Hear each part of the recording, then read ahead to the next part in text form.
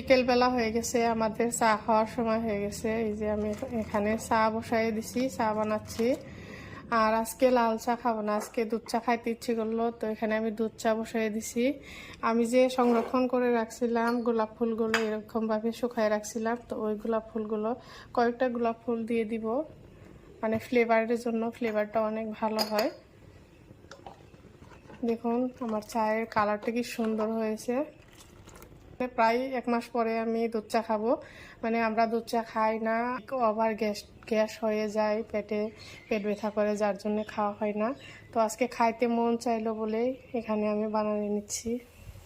চায়ের কালারটা কি সুন্দর হয়েছে, আর গোলাপ ফুলের যে ফুলগুলো দিলাম ওটার ফ্লেভারের গন্ধটা চলে আসছে।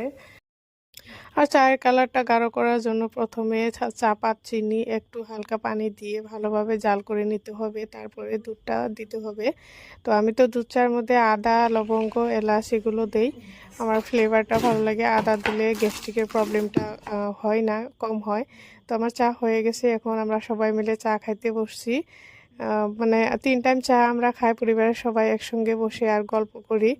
আর তো চা খাওয়ার পরে আমার মাইন্ডটা একদম ফ্রেশ হয়ে যায়। চায়ের নেশা হলে যদি চা না পাই তাহলে আমার মাথায় কাজ করে না। তো এখানে আমরা বসে চা খাচ্ছি আর গল্প করতেছি। ভিডিওটা কেমন লাগলো কমেন্ট করে জানাবেন।